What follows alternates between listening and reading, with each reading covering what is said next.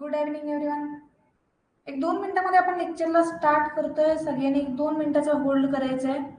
बरेच लोक इथं अजून मला जॉईन होताना दिसत आहेत. एक थोडासा आपण 2 मिनिटाचा वेट करूया आणि त्यानंतर आजच्या कंटेंटला स्टार्ट करूया.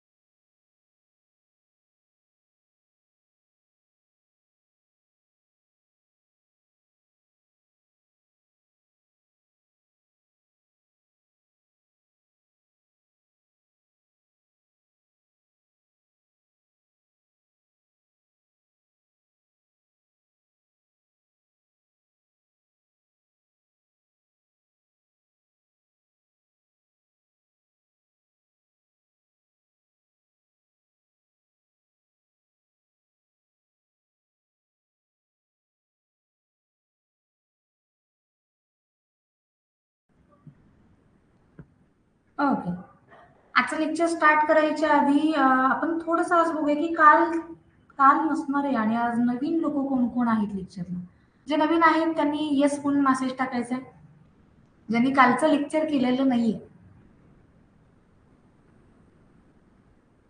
कालचं लेक्चर ज्यांनी केलंय त्यांना बऱ्यापैकी अंदाज आला असेल की आजच्या लेक्चरमध्ये आपण नक्की घेणार काय, राईट?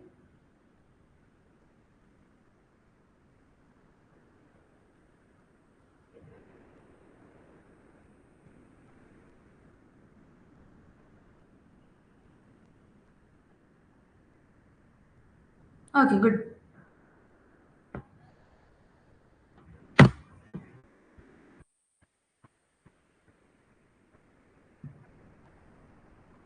चल, भरपूर लोक नवीन मला इथे दिसत आहेत, काही हरकत नाही. थोडासा आपण सिनारिओ जो आहे की आपल्या अकॅडमी बद्दलचा म्हणा किंवा ओव्हरऑल तुम्हाला काय काय भेटणार आहे बेनिफिट्स वगैरे ते शेवटला थोडंसं बोलू. आज आपण डायरेक्टली काय करूया, कंटेंटला स्टार्ट करूया, जो की आजचा आपला मेन भाग असणार आहे. आपल्याला सुरुवात कुठून करायची आहे, तर प्रोग्रामिंग नक्की मॅटर काय आहे, ठीक आहे. प्रोग्रामिंग लँग्वेजेस काय असतात, बरं हे कम्प्युटर म्हणून आपण जे वापरतोय, बरं कम्प्युटरच्या हिस्ट्रीपासून थोडीशी सुरुवात करूया, राईट. तेव्हा कुठे आपण प्रोग्रामिंग कशी येऊ, कारण प्रोग्रामिंग रिलेटेड कशाची आहे, टोटली आपल्या कम्प्युटरशी, राईट. मी थोडंसं काय करते, पेज तुम्हाला स्क्रीनवर दिसतंय ते होल्ड करून ठेवूया, कारण ह्या ज्या गोष्टी आहेत समोर दिसणाऱ्या त्या आपल्याला बघायच्याच आहेत. त्याच्या आधी थोडंसं कम्प्युटरच्या ओल्ड हिस्ट्रीमध्ये आपण जाऊया. ओके,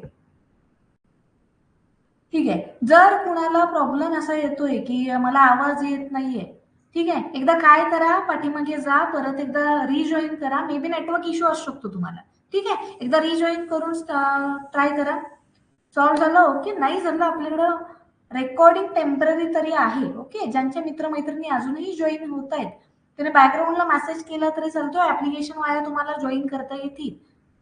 ओके, नवीन लोकांसाठी सूचना आहे, कुणीही स्क्रीनशॉट काढायचा नाहीये. स्क्रीनशॉट काढलं की आपण ब्लॉक होतो, हे सगळ्यांना आतापर्यंत माहित झालंय. कालच्या लेक्चरच्या लोकांना माहिती आहे. स्क्रीनशॉट काढायचा नाहीये. जो कुठला डेटा तुम्हाला हवाय तो डेटा दिला जाईल. ओके, त्यासाठी वेट करायचंय. आजच्या कंटेंटला आपण सुरुवात करूया, ठीक आहे. आता कुणाला कम्प्युटर म्हणजे काय हे माहितीये का रे, किंवा पहिल्या कम्प्युटरचा, सुपर कम्प्युटरचा जन्म कधी झाला, सन कुठला, तो इयर कुठला, हे कुणाला माहितीये का?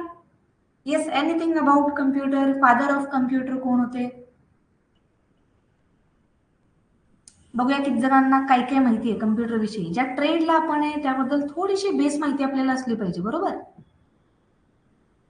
येस, 1 मिनिटाचा होल्ड करणार आहे आपण. सावकाश टाईप करा, काही गडबड नाहीये.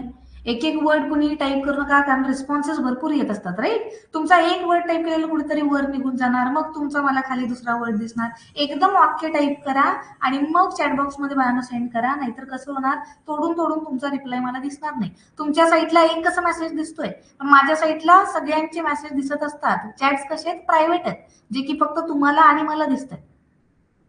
Okay, great.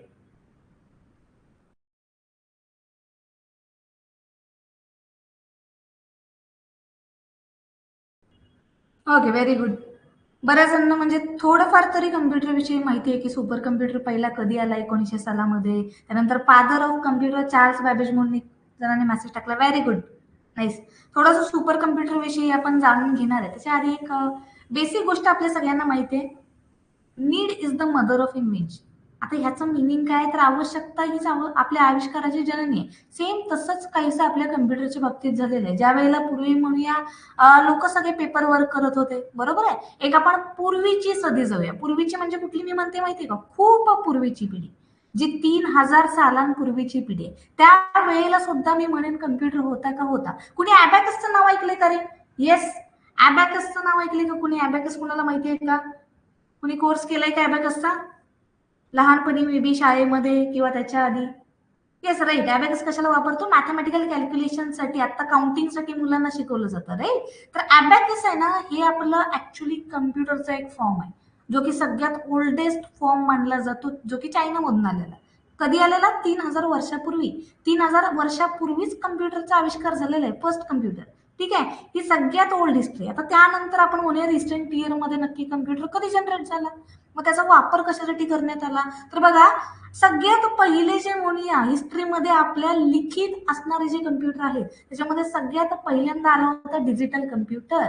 ओके, जे की आपले ब्लेज पास्कल म्हणून एक आहेत सायंटिस्ट, त्यांनी 1642 मध्ये तो कम्प्युटर आणला, जो की एक बेसिक कॅल्क्युलेटर होता. त्याच्यावर म्हणूया मॅथमॅटिक्सचे बेसिक ऑपरेशन व्हायचे. त्यानंतर सेम फॉर्मॅटमध्ये एक स्टीम कॅल्क्युलेटर म्हणून नवीन प्रकार आला, ज्याला की मेकॅनिकल कम्प्युटर असं म्हणायचे. तो आला 1822 मध्ये. ठीक आहे. आता तो ज्या वेळेला आला, तो कशासाठी आणला गेला, कारण सगळ्यात स्टार्टिंगला जो कम्प्युटर आणलेला त्याचे काहीसे डिसएडव्हान्टेज होते किंवा व्यवस्थित कॅल्क्युलेशन होत नव्हते. त्याला थोडंसं म्हणूया ऍडव्हान्स लेवलला नेण्यासाठी हा स्टीम कम्प्युटर आला. त्यानंतर आला अॅनालिटिकल कम्प्युटर. आता म्हणूया आतापर्यंत जेवढे पण कम्प्युटर आले ना, त्याच्यामध्ये सगळ्यात मोठा चेंज घडवून आणणारा कम्प्युटर होता अॅनालिटिकल. का? तर अॅनालिटिकल कम्प्युटर जो आला ना, तो मॅथ्सचे ऑलमोस्ट सगळे प्रॉब्लेम सॉल्व्ह करत होता. आणि प्लस आपल्याकडे जे आता आपण बघतो ना, इंटरनेटला डेटा स्टोअर करतो किंवा म्हणून एका चिपमध्ये डेटा स्टोअर करतोय आपण, रॉमला, रॅमला, राईट? सेम तो फॉर्मॅटमध्ये तो अॅनालिटिकल कम्प्युटर आला, ज्याच्यामध्ये की असा चिपमध्ये एखाद्या म्हणूया हार्डवेअरला डेटा स्टोअर करणं पॉसिबल होतं. आता हा कुणी आणला, तर आपले जे म्हणूया फादर ऑफ कम्प्युटर आहे चार्ल्स बॅबेज, ह्यांचा जो मुलगा आहे हेनरी बॅबेज, ह्यांनी तो कम्प्युटर आणला. ओके, आता ते कसं जनरेशन झालं, तर वडिलांचाच थोडासा म्हणूया जो कम्प्युटर जनरेट केला होता स्टीम कॅल्क्युलेटर, तर त्याला थोडंसं पुढे नेत त्यांनी अॅनालिटिकल कम्प्युटर आणला. बर, इथवर पण ठीक होतं. आता मेन चेंजेस कधी झाले बघूया. आपण जो म्हणतो ना सुपर कम्प्युटर आला होता, रूम एवढा मोठा होता, तर हे जे कम्प्युटर आहेत ना, हे सगळे आले 1940 ते 56च्या दरम्यान. ठीक आहे. आता त्या कम्प्युटरलाच काहीसं म्हणलं जातं electronic numerical integrator and computer. नाव थोडंसं मोठं वाटतंय, शॉर्ट मध्ये करते ENIAC असं म्हणलं जातं त्याला. आणि हे जे कम्प्युटर आहेत ना बाळांनो, त्याला होल रूम लागायची. होल म्हणजे आपण म्हणूया आपली जी 20 बाय 40 फुटाची जी रूम असते ना, एवढी मोठी रूम लागायची, कारण की त्याच्यामध्ये जे गोष्टी स्टोअर करायच्या आहेत, प्रोसेस करायचे आहेत, त्यासाठी व्हॅक्युमच्या ट्यूब वापरल्या जायच्या. ठीक आहे. कुठल्याही प्रकारचे शॉर्ट आता जे आपण बघतो ना, आपल्याकडे मेमरी कार्ड असतं, आपल्याकडे PDF असते, अशा टाईपचं छोटं डिव्हाइस कुठलं नव्हतं, अशा चिप नव्हते त्यावेळेला. मग त्या चिप नसल्यामुळे अशा मोठ्या मोठ्या म्हणूया प्रोसेसिंगसाठी गोष्टी वापरल्या जायच्या. त्याच्यामुळे कम्प्युटरची जी साईज आहे ना, अतिशय मोठी होती, जो की म्हणूया खूपच 1-2 लोकांच्याकडे होता, जे की म्हणूया IBM सारख्या कंपनी आहेत, त्यांनी वगैरे जनरेट करून ठेवलं होतं. मग त्यानंतर चेंजेस कसे झाले बघा. ती जी होती ना अॅनालिटिकल कम्प्युटर नंतरची, मी म्हणले इलेक्ट्रॉनिक्स न्यूमरिकल इंटिग्रेटर कम्प्युटर, ही जी फेज होती ती कम्प्युटरची पहिली फेज. आता त्यानंतर दुसरी जनरेशन कधी आली माहितीये का? 1956 मध्ये, ज्याच्यामध्ये की ट्रान्झिस्टर नावाचा एक प्रकार आला. आता ट्रान्झिस्टर काय होतं, तर मोनी एक अशी गोष्ट होती ज्यानं ते मी म्हणलं ना रूम एवढी साईज असणाऱ्या व्हॅक्युम ट्यूब असायच्या, तर त्याला रिप्लेस केलं ट्रान्झिस्टरनं. आता त्याच्यामुळे फायदा काय झाला, तर कम्प्युटरची साईज झाली लहान. त्यानंतर त्याला पण रिप्लेस केलं माझ्या इंटिग्रेटेड सर्किटनं, ज्याला की म्हणतो आपण आयसी. आता या आयसी वर तुम्हाला सब्जेक्ट आहेत बरं का. हे सांगायचं कारण एकच आहे, कारण की मी ज्या सगळ्या गोष्टी तुम्हाला आता सांगतेय, ट्रान्झिस्टर्स म्हणा, व्हॅक्युम ट्यूब्स म्हणा, त्यानंतर मी आता म्हणलं आयसीज, ह्याच्यावर तुम्हाला अख्खे सब्जेक्ट आहेत. मायक्रो प्रोसेसर सारखा, इलेक्ट्रॉनिक सारखा सब्जेक्ट तुम्हाला आहे, ह्या सेम पासून आहे. याच्या पुढच्या सेमला पण तुम्हाला म्हणूया एक सेम ऍड करून मायक्रो प्रोसेसर म्हणून सब्जेक्ट आहे, ज्याच्यामध्ये अख्खा सब्जेक्ट आयसी ह्या गोष्टीवर आहे, इंटिग्रेटेड सर्किट्सवर. आता इंटिग्रेटेड सर्किटनं काय केलं माहितीये का, तुमच्या कम्प्युटरला स्पीड दिला. सगळ्यात गोल्डन इरा म्हणला जातो, गोल्डन जनरेशन म्हणली जाते आयसी वाली, कारण त्याच्यामुळे कम्प्युटर झाले फास्ट, गोष्टी स्टोअर करणं इझी झालं, गोष्टी रिट्राईव्ह करणं इझी झालं. ठीक आहे, हे कधी आलं, हे माझे 1963 ते 72च्या काळात आलं. आता 1972 मध्ये तो जो आयसी आहे ना, त्याला टोटली म्हणूया अजून फास्ट फॉर्मॅटमध्ये मायक्रो प्रोसेसरच्या फॉर्मॅटमध्ये जनरेट करण्यात आलं. आता जे आपण म्हणतो ना प्रोसेसरच काय आहे, काल मला काही जणांनी प्रश्न विचारलेला होता की मॅडम मला लॅपटॉप घ्यायचा आहे, तो प्रोसेसर कुठला असावा, जनरेशन कुठली असावी, तर त्याचं उत्तर हे. ओके, प्रोसेसर कुठलाही चालतो. प्रोग्रामिंग कधीपासून होतंय, 1972 पासून होतंय. प्रोग्रामिंग होणारे कम्प्युटर कधी जनरेट झालेत, 1972 पासून झालेत, जे की आत्ताचं कम्प्युटर आहेत. सेम त्या टाईपचं प्रोग्रामिंग तेव्हाही होत होतं. ठीक आहे, फक्त थोडंसं म्हणूया फीचर्सच्या बाबतीत किंवा आता जे आपल्याला लुक वाईज दिसतं, व्हिज्युअल वाईज दिसतं, जे आपल्याला 3D फॉर्मॅट दिसतात, तसे मात्र नव्हते. ठीक आहे, पण आले कधी प्रोसेसर, 1972. तेव्हापासून हा म्हणूया की जो जनरेशन लॅप आहे तो चालू आहे. आता त्यानंतर सगळ्यात मोठी प्रगती कधी झाली माहितीये का कम्प्युटरमध्ये, की ज्या वेळेला प्रत्येक लोकांना अफोर्डेबल झाले कम्प्युटर, प्रत्येकाच्या घरामध्ये कम्प्युटर घेणं इझी झालं, तर ते झालं 2010 मध्ये. तुम्ही आतापर्यंत जर आठवत असाल तर 2010 पासून मोस्ट ऑफ ठिकाणी, कामांच्या ठिकाणी म्हणूया, इव्हन घरांमध्ये पण लोकांना कम्प्युटर घेता आले. त्याच्या आधी कम्प्युटरची प्राइसच एवढी महाग होती की प्रत्येक माणसाला ते घेणं सोयीस्कर नव्हतं. त्यामध्ये ह्यूज चेंज कधी झाला 2010 मध्ये. आणि 2010 पासून 2010 वाली जी जनरेशन आहे ना, ती होती कम्प्युटरची 5वी जनरेशन. आता तेव्हापासून आता बघा 11वी-12वी जनरेशन पण आली आहे कम्प्युटरमध्ये, राईट, तुम्हाला माहित असेल मे बी. तर हे सगळे चेंजेस एवढे होत गेले. आता 2010 ला एवढं काही नवीन झालं, तर त्यावेळेला आपण जो आता म्हणतो ना फेमस झालेली गोष्ट एआय, आर्टिफिशियल इंटेलिजन्स, तर ती ऍक्च्युली आली आहे 2010 मध्ये. ठीक आहे, फक्त माहित नव्हती एवढी लोकांना, त्याबद्दल अवेअरनेस नव्हती. त्याबद्दल अवेअरनेस कधी आली लोकांना, ज्या वेळेला आपला लॉकडाऊन पडला. लॉकडाऊन मध्ये आपल्याला कम्युनिकेशनसाठी गोष्टी लागत होत्या, आपले लेक्चर ऑनलाईन झाले, बरोबर आहे, जसं आता आपण लेक्चर घेतोय तसं लेक्चर ऑनलाईन झाले, तुमचे टीचर तुमच्याशी कम्युनिकेट करावे लागले, मीटिंग्स ऑनलाईन व्हायला लागल्या, वर्क फ्रॉम होमची कन्सेप्ट आली. तेव्हा लोकांना एआयशी काय झाला म्हणूया की एक एक्सपोजर म्हणतो ना, एक म्हणूया एआयशी ओळख झाली म्हणूया. आता त्यानंतर आतापर्यंतच्या युगामध्ये कम्प्युटरमध्ये चेंजेस होत आलेत आणि असेच भरपूर होत येणार आहेत. पण जे प्रोग्रामिंग ही जी गोष्ट आहे ना, ही मात्र कॉमन राहिली. कधीपासून, 1972 पासून. आता 1972 पासून ही प्रोग्रामिंगची गोष्ट कॉमन राहिली आहे. त्याच्यामध्ये मॉडिफिकेशन नाही झाली का, झाले, पण ते कशाच्या स्वरूपात झाले, लँग्वेजच्या स्वरूपात झाले बघा. ठीक आहे, आता आयटी फील्डसाठी, ओके, आयटी फील्डसाठी ज्या बाकीच्या गोष्टी आहेत त्या आपण जाणून घेणार आहे. एक गोष्ट मात्र लक्षात डोक्यामध्ये ठेवा, एक बेसिक फॉर्म्युला आहे, मी तुम्हाला काल भरपूर जणांना सांगितले, आज पण सांगते. Computer, computer science, IT, AI, machine learning ह्या कुठल्याही वेगळ्या प्रकारच्या बाळांना फील्ड नाहीयेत. ह्या सगळ्या गोष्टी ज्या आहेत ते कम्प्युटरशी रिलेटेडच आहेत, प्रोग्रामिंगशी रिलेटेडच आहेत. फक्त यांना फोकस म्हणतो ना, थोडा थोडा डिवाइड करून देण्यात आलं. जसं की एआय म्हणलं ना, तर पर्टिक्युलर रिस्पॉन्सवर ते आहे की एखाद्याने सपोज काहीतरी क्वेश्चन विचारला तर त्याला पर्टिक्युलर रिस्पॉन्स कसा गेला पाहिजे. पर्टिक्युलर डेव्हलपमेंटचं जर बघितलं मी, आयटी किंवा पर्टिक्युलर कम्प्युटर फील्डचं, तर डेव्हलपमेंटमध्ये मग नवीन नवीन ऍप्लिकेशन कसे बनवायचे, वेबसाईट कशा बनवायच्या, ह्यावर फोकस आहे. मशीन लर्निंग मध्ये डेटा अॅनालाइज करण्यावर जास्त फोकस आहे. असं फक्त डिवाइड करण्यात आलंय. तिथून पुढे तुम्हाला नंतर ऍडमिशन घ्यायचंय ना, किंवा एखादा जर म्हणत असेल माझं ट्रेड कम्प्युटर, ह्याचा ट्रेड आयटी, मग हे वेगळं आहे का, वेगळं नाही, सगळं काही सेम आहे. तुम्हाला अपॉर्च्युनिटीज ह्या सगळ्या फील्डमध्ये आहेत. तुमचा मग जॉब मग कशामधून पण असू द्या, IT मधून असू द्या, कम्प्युटर मधून असू द्या, काही फरक नाही पडत तुम्ही कुठल्या ट्रेडनं डिग्री घेतली. ह्या सगळ्या कॉमन नाव आहेत. ठीक आहे, एकाच गोष्टीचे नाव आहेत, फक्त वेगवेगळी नाव आहेत, हे लक्षात ठेवा. कारण हा क्वेश्चन मोस्ट लोकांचा कॉमन येतो की मॅडम माझं IT मधून ग्रॅज्युएशन झालंय किंवा माझा IT मधून डिप्लोमा झालाय आणि मला इंजिनिअरिंगला घेताना, मला डिग्रीला घेताना कुठंतरी कम्प्युटर सायन्स म्हणून नाव दिसतंय. मला त्या कॉलेजला तर जायचंय पण तिथं ट्रेड नाहीये IT. मग कम्प्युटर सायन्सला गेलं तर चालतं का? अरे बाळांनो, सेम नाव आहे. ओके, दोन्ही डिफरंट थिंग नाहीये, दोन्ही पण एकाच गोष्टीची नाव आहेत, हे मात्र तुम्हाला माहित असते. आता इथून पुढे सुरुवात करूया प्रोग्रामिंगची. प्रोग्रामिंग लँग्वेजेस आल्या कशाला? तर आताच आपण काय बघितलं, कम्प्युटरची हिस्ट्री.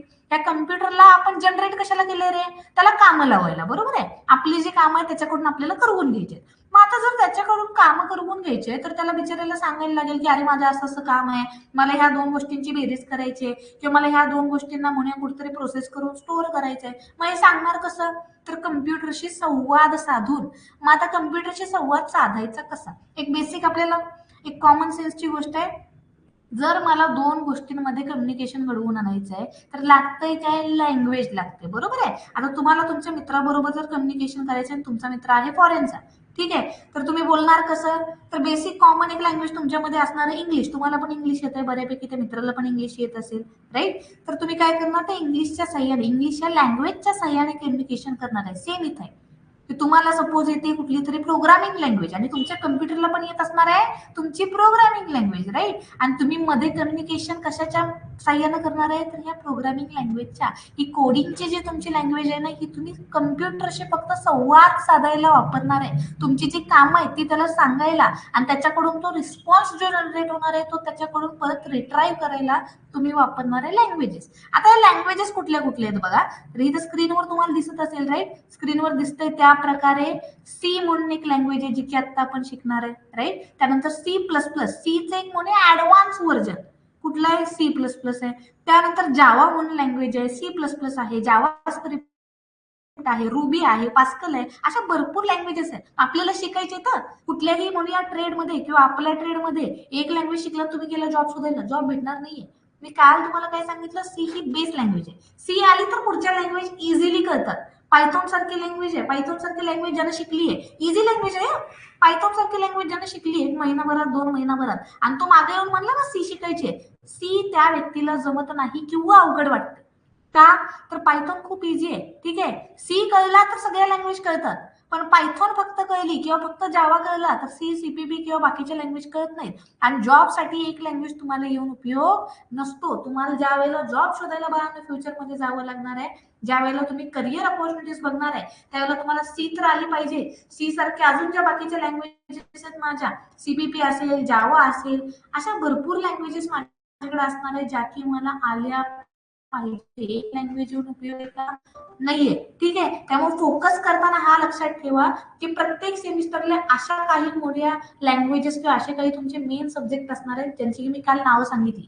या सेमिस्टरला कुठले? सी आहे, पुढच्या सेमिस्टरला C++ आहे, डीएससी आहे, त्याच्या पुढच्या सेमिस्टरला जावा असणार आहे, पायथॉन असणार आहे, त्याच्या पुढच्या सेमिस्टरला अँड्रॉइड असणार आहे.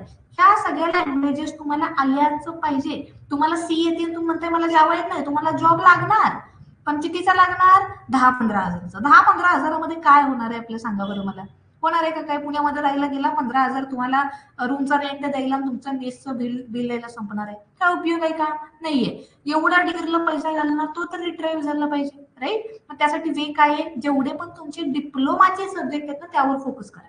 डिप्लोमाच्या सब्जेक्ट म्हणून प्रॅक्टिकल नॉलेज आलं की नंतर जॉब मिळवायला तुम्हाला कोण सुद्धा अडवू शकत नाही. आता ह्यांच्या नंतर ऍडव्हान्स गोष्टी पण आहेत का? ठीक आहे. वेब डेव्हलपमेंटला जायचं आहे तर मग या रिॲक्ट जे सारखा एक लँग्वेज आहे, सीएसएस आहे, HTML आहे, यांचे ऍडव्हान्स लेवल पॅकेजेस पण आहेत, ते तुम्हाला शिकायचे का? शिकायचे, ठीक आहे. पण ते नेसेसरी नाहीये की आलेच पाहिजे आताच्या लेवल. एक बेस मी तुम्हाला सांगते, गुगल सारखे तुम्हाला कंपनीत जायचंय, तुम्हाला मायक्रोसॉफ्ट सारख्या कंपनीत जायचंय, तुम्हाला जावा आली, तुम्हाला बेसिक सीएसएस आला आणि तुम्हाला डीएसए आला, बास असतं बाळांनो. डिप्लोमाचे जे सब्जेक्ट आहेत ना तेवढे आले तर त्याच्या जोरावर पण तुम्ही गुगलला, मायक्रोसॉफ्टला, IBM ला जाऊ शकता, ठीक आहे. ही गोष्ट तुम्हाला माहित असू द्या. नाहीतर तुम्ही आता विचार काय करता, अरे पास झालं पास झालं पास झालं पास झालं करून काय होणार नाही. आत्ता पास व्हाल, 6 वर्षांनंतर आठवणार अरे त्या मॅडम म्हणतो ते शिकायला पाहिजे होतं, राईट. आता माझ्या मित्राला लागलंय 24 लाखाचं पॅकेज आणि मी घरात आहे. ही कंडिशन कधी होणार आहे? 6 वर्षानंतर, आणि या 6 वर्षामध्ये 3च वर्ष असतात तुमच्याकडे शिकायला. डिग्रीला एवढा तुमच्याकडे टाइमच नसतो की तुम्ही जॉब सोडून दुसरं काहीतरी बघाल, करिअर सोडून दुसरं काहीतरी बघाल. डिग्रीला तुम्हाला गेल्या गेल्या म्हणून सेकंड इयरला जाता, सेकंड इयर गेल्या गेल्या संपून कधी जातं हेच कळत नाही. ठीक आहे. थर्ड इयरला नंतर गेला, थर्ड इयरला प्रश्न असा पडतो, अरे आता तर प्रोजेक्ट करावं लागेल, त्याची आयडिया सर्चिंग, इंटर्नशिप करावे लागतील, त्या करण्यामध्ये तुमचं ते वर्ष निघून जातं. आणि शेवटच्या वर्षाला प्रोजेक्ट पण द्यायचे आहे, राईट, जॉबचे प्लेसमेंट पण शोधायचे आहेत, पेपर पण द्यायचे आहेत, काही काय करणार आहे तुम्ही, बरोबर. त्यामुळे डिप्लोमाची 3 जी वर्ष आहे त्याच्यावर फोकस फुल करायचं आहे. आणि आपल्याला ह्या ज्या प्रोग्रामिंग लँग्वेज आहेत आणि ह्याच्याशी रिलेटेड जे बाकीचे सब्जेक्ट आहेत, जसं की मी म्हणलं डीएसए खूप इम्पॉर्टंट सब्जेक्ट आहे, नाव लिहून ठेवा. डीएसए म्हणून एक सब्जेक्ट आहे तुम्हाला, हा सब्जेक्ट आलाच पाहिजे. ह्या सब्जेक्टवर तुमचं करिअर किती मोठं असणार हे डिपेंड आहे. जेवढा तुमचा हा सब्जेक्ट स्ट्रॉंग तेवढं तुमचं करिअर होणार आहे स्ट्रॉंग, हे लक्षात ठेवा. कारण हा एक असा सब्जेक्ट आहे जो तुम्हाला एंट्री मिळवून देतो मायक्रोसॉफ्ट सारख्या कंपनीमध्ये, गुगल सारख्या कंपनीमध्ये. आणि ज्याला हा सब्जेक्ट आला त्याला म्हणलं जातं एक भगवान काइंड ऑफ म्हणूया लेवलला ठेवलं जातं की अरे हा पोरग हुशार दिसतंय, ही पोरगी हुशार दिसते, हिला डीएससी येते. आणि डीएससी ज्याला येतं त्याचं लॉजिकली माइंड स्ट्रॉंग असतं. आता लॉजिकली म्हणजे मी कुठं अजून सुरुवात करणार आहे, मॅथमॅटिक्स पासून. प्रोग्रामिंगचा मॅथमॅटिक्सचा भयानक संबंध आहे. ठीक आहे. आतापर्यंत जर आपण विचार केला असेल, मी पण विचार केलाय, त्या मॅथमॅटिक्स मध्ये एवढा अवघड अवघड ज्या गोष्टी आम्हाला शिकवल्या गेल्या त्या नक्की कशाला शिकवल्या गेल्यात. हे जे डेरिव्हेटिव्ह शिकवलं गेले, हे जे इंटिग्रेशन शिकवलं गेले, हे जे मॅट्रायसेस शिकवलं गेले, ह्याचं मी करू काय, हा प्रश्न मला पण पडायचा. कधी प्रोग्रामिंग शिकायच्या आधी प्रोग्रामिंग आलं की मग लक्षात आलं की अरे मॅथमॅटिक्स येत होतं म्हणूनच तर प्रोग्रामिंग येत आहे. एक सिंपलची गोष्ट आहे, तुम्हाला जेवढे बेसिक ऑपरेशन क्लिअर असतील ना, ठीक आहे, बेसिक ऑपरेशन म्हणजे हाय लेवल मी म्हणत नाही, एक बेसिक ऑपरेशन जे मॅथमॅटिक्सचे असतात ना ते ज्याला येतात त्याला प्रोग्रामिंग इझिली जमतं. त्यामुळे मॅथ्सवर पण थोडासा या सेमिस्टरला आपण तेवढाच फोकस देऊया जेवढा प्रोग्रामिंगवर देणार आहे. ओके. आता थोडंसं पुढे जाऊया.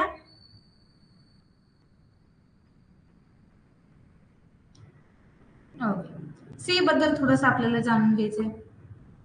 काल तर आपण सांगितलेलं आहे, बट स्टील आज थोडंसं गोष्टी क्लिअर करूया. इथं बघा काही लाईन्स लिहिल्यात. सी ही काय आहे, बेसिक लँग्वेज आहे, जी काय करते तर तुम्हाला बेसिक कन्सेप्ट ज्या आहेत बॅकग्राऊंड लेवलला ज्या तुमच्या सगळ्या लँग्वेज आहेत, आता जे जेवढ्यांची नावं मी वर मेन्शन केली, सगळ्या लँग्वेज मध्ये एक कॉमन सिलेबस असतो बरं का. तो कोणाचा असतो, सीचा असतो. ज्याला सी येते त्याला बाकीच्या सगळ्या लँग्वेज येतात, हे म्हणूनच मी म्हणतो. कारण की सी हे बेसिक लँग्वेज नॉलेज आहे, ठीक आहे, त्यामुळे ते आलंच पाहिजे. त्यानंतर म्हणूया आता सी मध्ये असं काय विशेष होतं की ज्याच्यामुळे सी ला बेसिक लँग्वेज बनवली गेली, किंवा म्हणूया सी आल्यानंतर म्हणूया कम्प्युटर एक अजून मॉडिफिकेशन चांगले झाले. एक अजून एक गोष्ट सांगते बरं का, सी ह्या लँग्वेजचा जन्म पण 1972 मध्येच झालाय, ज्या वेळेला मायक्रो प्रोसेसर आले. आणि त्यावेळेला सगळ्यात फेमस 2 गोष्टी होत्या, एक म्हणजे मायक्रो प्रोसेसर आणि दुसरी म्हणजे सी लँग्वेज. असं का, तर काहीतरी रिझन्स होते की ज्याने म्हणूया खूप म्हणूया ड्रास्टिक चेंजेस आणले लँग्वेजेस मध्ये. त्याच्या आधी पण प्रोग्रामिंग होत होतं का, होत होतं, पण जे सी न नवीन म्हणूया कन्सेप्ट आणली प्रोग्रामिंगची ती त्याच्या आधी कोणी आणलेली का, नव्हती आणली. ठीक आहे. आता थोडंसं पुढे जाऊया, कम्प्युटरशी आपण कम्युनिकेट कसं करतो. आता ह्या सगळ्या गोष्टी फक्त मी वरवरच्या सांगणार आहे. आज मी वरवरच्या फक्त का सांगणार आहे, ही गोष्ट तुम्हाला डिटेलमध्ये तेव्हाच कळणार आहे ज्या वेळेला तुम्ही रिअल टाइम प्रोग्रामिंग करायला लागा. आता इथं तुम्हाला काही गोष्टी दिसत आहेत, ओके, 2 बॉक्स दिसतात ज्याच्यामध्ये काहीतरी इंग्लिशमध्ये दिलेलं दिसतं, एका साईडला 101 दिसतंय, राईट. आपल्याला समजून काय घ्यायचं यामध्ये फक्त माहितीये का, इथं जे ह्या बॉक्समध्ये लिहिलंय ह्याला म्हणतात कोड, किंवा ह्याला म्हणतात प्रोग्राम, आणि ह्याला म्हणतात बायनरी लँग्वेज. ठीक आहे. एवढ्याच 2 गोष्टी तुम्हाला आत्तापुरत्या माहिती पाहिजे, तेवढंच 2 डोक्यामध्ये ठेवा. कम्प्युटरला जे समजतं त्याला म्हणतो कोड, ठीक आहे, आणि त्यानंतर त्याचं कन्व्हर्जन त्याला अजून जास्त प्रोसेसिंगसाठी मदत करण्यासाठी या बायनरीमध्ये केलं जातं. आता यावर डिटेलमध्ये आपलं लेक्चर होणार आहे. ह्या ज्या कम्प्युटरच्या कन्सेप्ट आहेत, प्रोग्रामिंग लँग्वेज नंतर बायनरी लँग्वेज म्हणा, हे कंपायलर काय असतं, त्यावर आपल्याला अगेन एक लेक्चर घ्यायचं आहे. कारण की ह्या कन्सेप्ट विचारल्या जातात पेपरला. पेपरला तुम्हाला सरळ सरळ क्वेश्चन असतो, what is compiler, what is binary language, what is assembler, what is interpreter, ह्या सगळ्या गोष्टी आपल्याला शिकायच्या. त्याच्या आधी फक्त मी तुम्हाला इंट्रोडक्शन असावं, एक व्हिज्युअली तुम्हाला करावं, हे दिसतं कसं, ह्यासाठी फक्त ह्या 2 गोष्टी दाखवल्यात. आता थोडंसं ऍक्च्युअल कोड कसा दिसतो ह्यावर थोडंसं फोकस करूया. आजच्या लेक्चरचा आपला मेन कंटेंट असणार आहे माझा कोड दिसतो कसा, आणि त्यानंतर मला कोडिंग करताना काय आलं पाहिजे. बेसिक एक फॉर्मॅट असतो, ठीक आहे. जसं की मॅथमॅटिक्स जर तुम्हाला यायला पाहिजे, बेसिक मॅथमॅटिक्स यायला पाहिजे, तुम्हाला काय यावं लागतं रे, प्लस मायनस, त्यानंतर इंटू आणि डिवाइड. हे कधी शिकवलं जातं आपल्याला, स्टार्टिंगच्या इयर्स मध्ये, पहिली दुसरीच्या वेळेला, बरोबर आहे. सेम तसंच इकडे जर तुम्हाला गोष्टी करायच्या तर एक बेसिक फॉर्मॅट असतो, ठीक आहे, तो तुम्हाला पहिला डोक्यात फिट करून ठेवायचा आहे. मी आता स्क्रीनवर एक बेसिक फॉर्मॅट लिहिणार आहे, तो आपल्याला आलाच पाहिजे हे लक्षात ठेवायचं. प्रत्येक कोड ज्या वेळेला, प्रत्येक प्रोग्राम ज्या वेळेला इथून पुढे मी लिहिणार आहे त्यावेळेला हा बेसिक फॉर्मॅट तिथं मला दिसलाच पाहिजे हे डोक्यामध्ये ठेवून चालायचं. ठीक आहे, आता स्क्रीनवर मी तो बेसिक फॉर्मॅट लिहून घेणार आहे. तुमच्याकडे नोटबुक असेल सध्या तर ह्याला मेन्शन करून घ्यायचंय. ठीक आहे, रिकनेक्ट आपण करूया. Just a minute.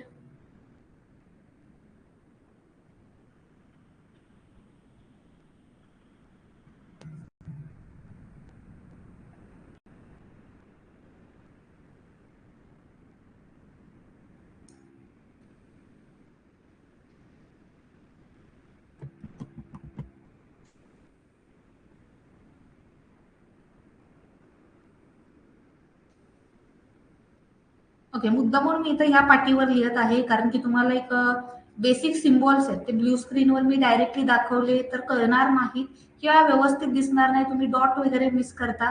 ठीक आहे, एक आणि एक ह्याच्यामध्ये जो डॉट मी दिलेला आहे तो सगळा लिहून घ्यायचा आहे. ठीक आहे, एखादा वर्ड माझ्या हँडरायटिंगमुळे जर कोणाला कळत नसेल तर तो मला विचारायचा आहे. ठीक आहे, आता हे जे मी काही 3-4 लाईन लिहिलेले आहेत हा तुमचा आहे बेस स्ट्रक्चर. काय आहे हा? स्ट्रक्चर. हा प्रत्येक कोडमध्ये आपल्याला लिहायचाच आहे. तुम्हाला ह्याच्यावर पेपरला सुद्धा क्वेश्चन येतो, what is the basic structure of programming language.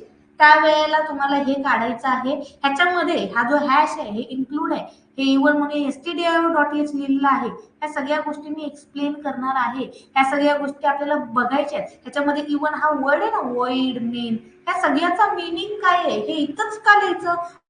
बरं, ह्या कर्ली ब्रॅकेट नंतर एक कर्ली ब्रॅकेट दिलंच पाहिजे का? ह्या सगळ्या गोष्टी मी तुम्हाला शिकवणार आहे, जे की कुठेच सिलेबसला तुम्हाला मेन्शन असणार आहे. पण ज्या वेळेला तुम्ही इंटरव्ह्यूला जाता, आतापर्यंत तुम्हाला कॉलेजमध्ये काय शिकवतात रे, की अरे हॅश इन्क्लूड stdio.h लिहायचं, हॅश इन्क्लूड डॉट लिहायचं आणि जो तुमचा कोड आहे तो इथं आतमध्ये येऊन लिहायचा, एवढं शिकवतात कॉलेजमध्ये. ठीक आहे, पण इंटरव्ह्यूला तुम्ही बसता, इंटरव्ह्यूला पहिल्यांदा बसल्या बसल्या तो जो माणूस जो असतो समोरचा तुमचा इंटरव्ह्यूवर, तो विचारतो बाळा मला सांग रे stdio.h मी का लिहिलंय. बरं, हे नाही लिहिलं तर काय फरक पडणार आहे. बरं, हे जे दिलेस तू हॅश, हे साईन द्यायचं काय बरं, त्याची काय गरज आहे बरं, हे नाही दिलं तर काय फरक पडतो. हे असे क्वेश्चन कोण विचारतो माहितीये का? इंटरव्ह्यूवर. आणि तिथं बसल्यावर आपल्याला त्याचं उत्तर येत नाही. आणि सी कशी लँग्वेज आहे? Basic language. मग समोरचा इंटरव्ह्यूवर काय म्हणणार आहे आपल्याला, तुला बेसिक लँग्वेज येत नाही, चल बाहेर. बरोबर, त्यामुळे ह्या गोष्टी तुम्हाला आल्या पाहिजेत. करिअर रिलेटेड ह्या गोष्टी तुम्हाला आत्तापासून इंट्रोड्यूस करून देणार आहे, ज्या की सिलेबसचा पार्ट नाहीये. पण पुढं पुढं जे तुम्हाला करिअरसाठी गोष्टी लागणार आहेत त्यासाठी तुम्हाला ह्या माहिती पाहिजे. आपला गोल कुठल्याही बेस कंपनीला 3 लाखाचा 2 लाखाचं पॅकेज असलेल्या, जिथे की तुम्हाला महिन्याला कुठेतरी 15-20 हजार पगार भेटेल, अशा कंपनीला जाऊन आपल्याला चिटकायचंय का? नाहीये. आपल्याला कंपनीत चांगल्या जायचंय, कंपनीमध्ये चांगल्या जाऊन आपल्याला लाईफ जी पुढची आहे ती सेट करायची आहे. ओके, मोठ्या कंपनीजमध्ये फक्त पगारच चांगला नसतो तर वातावरण सुद्धा चांगलं असतं, हे तुम्हाला माहित असू द्या. ओके, कुणाच्या घरचे आहेत का कुठल्या एक मुळे इंटरनॅशनल लेवलच्या कंपनीमध्ये? येस, ज्यांचं पॅकेज अबोव 10 लाख आहे आयटी मध्ये सध्या, अबोव 5 लाख 10 लाख आहे.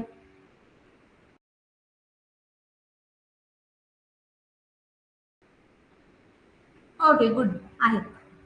ओके, टीसीएस नक्कीच मोठी कंपनी आहे, पण टीसीएस ला सध्या आपला गोल ठेवायचं नाहीये. टीसीएसचं पॅकेज किती आहे रे? 3.5 आपला गोल असणार आहे का? नसणार आहे. आणि टीसीएस मध्ये विषय कसा आहे, एक फॉर्मॅट असतं, 2 टाईपच्या कंपनीज असतात बघा. ठीक आहे, एक कंपनी जी खऱ्या एम्प्लॉईजला शोधत असते, जिला तो एम्प्लॉई स्टार्ट पासून एंड पर्यंत त्याच्या लाईफचा पाहिजे असतो. ठीक आहे, आणि एक दुसऱ्या प्रकारची कंपनी असते, सपोज माझी कंपनी आहे, माझी कंपनी आहे, माझ्या कंपनीमध्ये काइंड ऑफ असं वातावरण आहे की माझं बजेट मी कमी ठेवलेलं आहे कंपनीचं, की मला स्वस्तामध्ये जास्त काम करून घ्यायचंय. बेसिक गोल असतो, बरोबर आहे. मी काय करणार आहे, ह्या वर्षी सपोज पासआउट झाली तुमची बॅच, ठीक आहे, तर तुमच्या बॅच मधल्या सगळ्यांना मी हायर करणार आहे, माझ्या कंपनीमध्ये घेणार आहे. तुम्हाला स्टार्टिंगला मी काय म्हणणार, 30-30 हजाराचा मी पगार देतो. ठीक आहे, आणि 1 वर्षानंतर मी तुम्हाला काढून टाकणार. 1 वर्षाच्या कॉन्ट्रॅक्टवरच्या कंपन्या ह्या वेगळ्या पडतात. ठीक आहे, ह्याच्यामध्ये कंपनीचा फायदा काय असतो, तर तुम्हाला 1 वर्ष काम करून भरपूर हाय लेवलचं घेतात, तुम्हाला पगार फक्त किती देतात, 30,000 20,000 देतात, 1 वर्षाने तुम्हाला काढतात.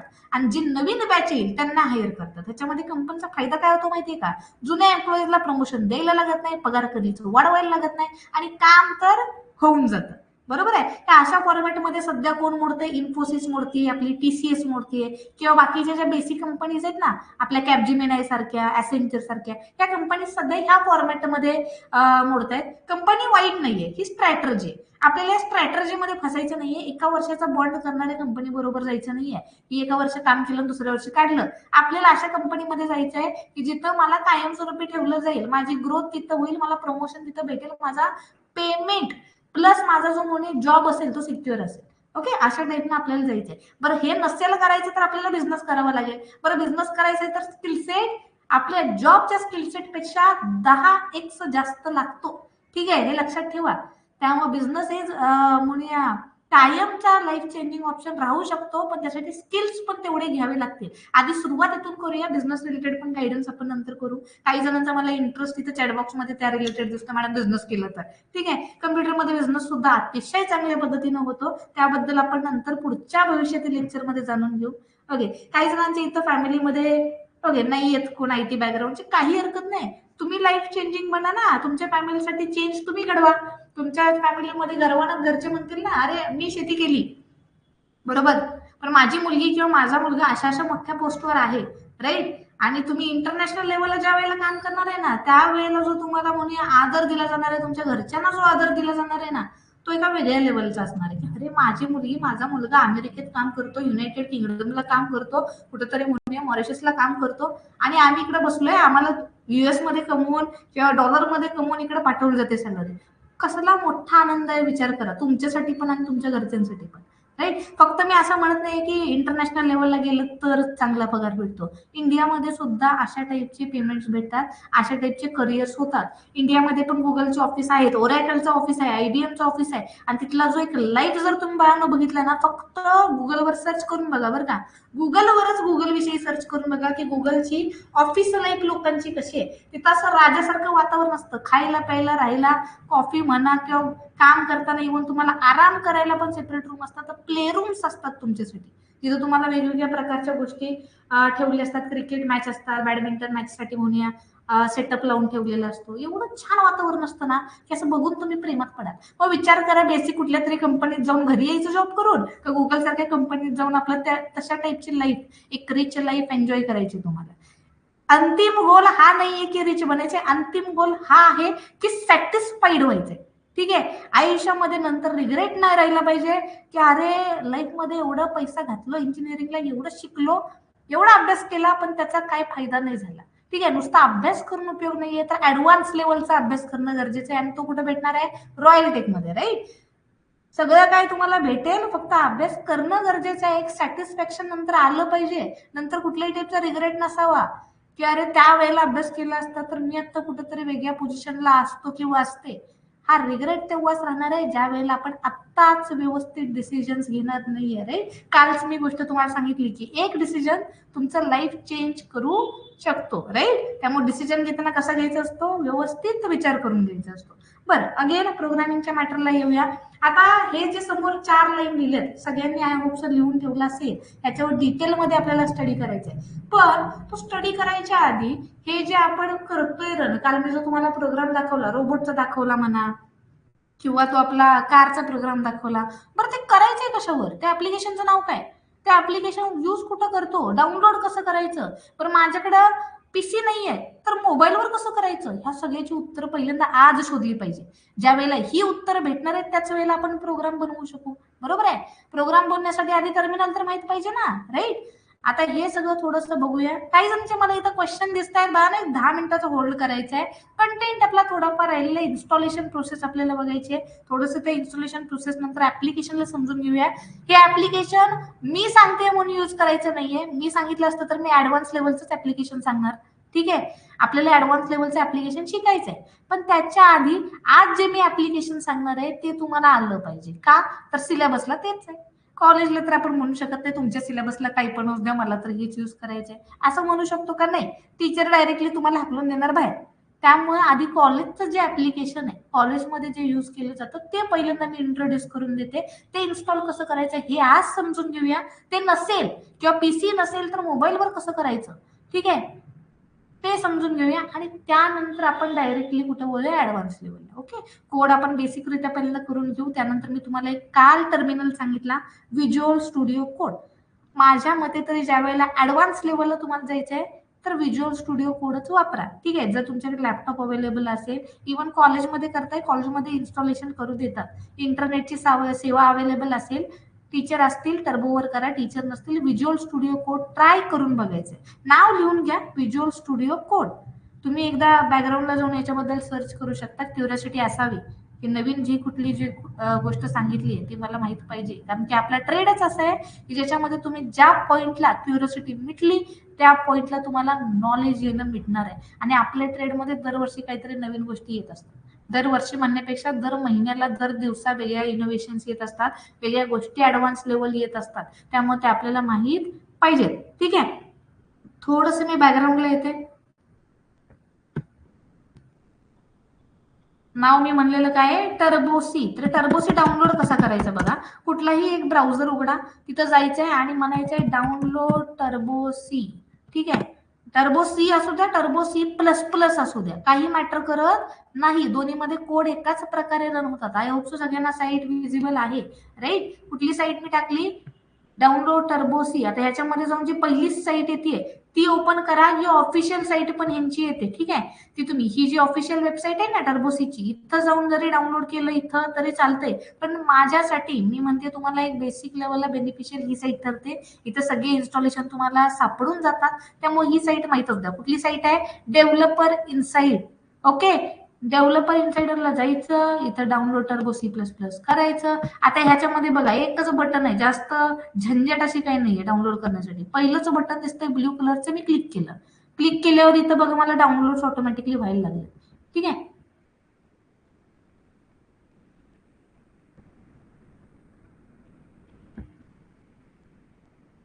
जस्ट मिनिट होल्ड करायचं आहे, डाउनलोड आपलं व्हायला लागलंय. डाउनलोड झाल्यावर ही झिप फाईल मी तुम्हाला ओपन करून दाखवणार आहे. ओके, ही झिप फाईल आहे. सगळ्यांना अनझिप कशी करायची फाईल माहित आहे का रे? एक्स्ट्रॅक्ट कशी करायची फाईल, येस. माहित नसेल तर ते पण दाखवायला लागलीच. सगळ्यांना फाईल जर झिप आलेली असेल तर ती अनझिप कशी करायची माहिती आहे का? कोणाला माहित नाही असं कोण आहे का? येस, ओके, एक दोन जण आपल्याला दिसतात. ठीक आहे, करूया. त्यांच्यासाठी आपण अनझिप करून बघूया. डाउनलोड्सला मी आली आहे, ही फाईल आहे आपली, राईट. ह्या फाईलला मला करायचे अनझिप. तर कशी करणार बघा, मी राईट क्लिक केला, तुम्ही डायरेक्टली ओपन केला तरी काय हरकत नाही. राईट क्लिक करून एक्स्ट्रॅक्ट ऑल वर मी आलेले आहे. ठीक आहे, एक्स्ट्रॅक्ट ऑल वर जाऊन इथं लोकेशन टाकायची असते, ज्या लोकेशनला तुम्हाला ती फाईल अवेलेबल करून पाहिजे. आता मी डाउनलोड्स मध्येच त्याला ठेवते अनझिप करून. मी एक्स्ट्रॅक्ट फक्त केलेलं आहे. हा सिम्पल वे आहे, जास्त झंझट आहे का नाहीये. राईट क्लिक केला, एक्स्ट्रॅक्ट वर गेलं, एक्स्ट्रॅक्ट वर गेल्यानंतर डायरेक्टली ओके गेलं. त्यानंतर मला ही अशा टाईपनं बघा फाईल चेंज होऊन येते. आता दरवेळेला मला तुमच्यासाठी स्क्रीन चेंज करावी लागणार आहे, की दरवेळेला स्क्रीन डिफरंट येते आणि डिफरंटली जाऊन मला ती शेअर करावी लागते. ओके, ठीक आहे. आय होप सो तुम्हाला आता फोल्डरच्या आतमध्ये काय हे दिसतंय. आता फोल्डरच्या आतमध्ये आल्यावर इथं बघा तुम्हाला सेटअप म्हणून एक गोष्ट दिसते, ज्याच्या पुढे लिहिलंय ऍप्लिकेशन. ठीक आहे, सेटअपच्या फाईल दोन आहेत, पण त्यातली रन कुठली करायची आहे, ऍप्लिकेशन जे लिहिले ना समोर ती वाली फाईल रन करायची आहे, ही वाली. ठीक आहे, ह्या फाईलवर यायचं, डबल क्लिक करायचं. केला आणि त्यानंतर तुम्हाला अशा टाईपची एक विंडो येईल. आता मी ऑलरेडी इन्स्टॉल केलेलं आहे, त्यामुळे मी फायनल प्रोसेस पर्यंत नेणार नाहीये. फिनिशचं फक्त एक बटन तुम्हाला येतं, त्यानंतर अवघड असं काही नाहीये, फक्त नेक्स्ट नेक्स्ट करायचं, विषय संपला. आता माझ्यामध्ये बघा ऑप्शन आलंय मॉडीफायचा. मॉडीफायचा का आलंय माहितीये का? कारण की माझ्याकडे ऑलरेडी टर्बोसी आहे, त्यामुळे मला आलंय मॉडीफाय. तुम्हाला काय येणार, इन्स्टॉल येणार. तुम्ही इथे इन्स्टॉलवर क्लिक केलं की तुमचा इन्स्टॉल होऊन जातं आणि तुम्हाला नंतर डायरेक्टली इथं येतं फिनिशचं बटन. विषय संपला, तुमचं इन्स्टॉलेशन कम्प्लीट. इथं कुठल्याही प्रकारचा तुम्हाला प्रॉब्लेम येत नाही. आता इन्स्टॉलेशन कम्प्लीट झाल्यावर आपला टर्बोसी दिसतो कसा हे आपल्याला बघायचं. ठीक आहे, मी डायरेक्टली ओपन करते.